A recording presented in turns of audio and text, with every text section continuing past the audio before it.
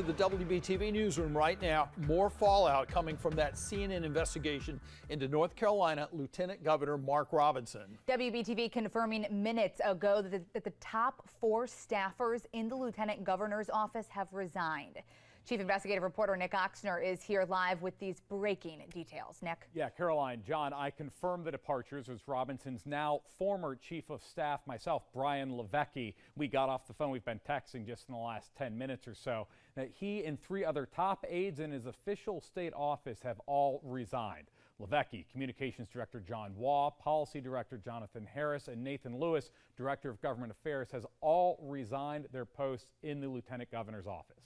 The resignations come just days after the top 4 staffers resigned from Robinson's campaign staff, too, leaving Robinson effectively without top aides in either his campaign or his official office. Now, this fallout comes after a CNN investigation broke last Thursday that found Robinson made racist and anti-Semitic comments on the chat board of a porn website, including comments that supported slavery and one post that said, quote, "I'm a black Nazi." Now, the Republican Governors Association has withdrawn its ad supporting Robinson in the state, and several governors have rescinded their endorsements of Robinson. But neither Donald Trump nor his running mate J.D. Vance have taken a firm position.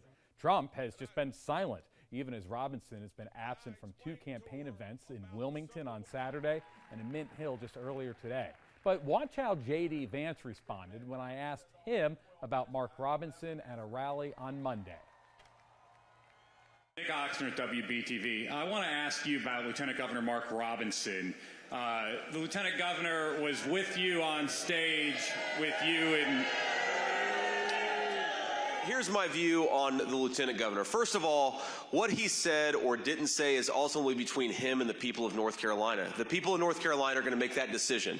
Now, look, I've seen some of the statements. I haven't seen them all. Some of them are pretty gross, to put it mildly. Mark Robinson says that those statements are false, that he didn't actually speak them. So I think it's up to Mark Robinson to make his case to the people of North Carolina that those weren't his statements, and I'm going to let him make that case.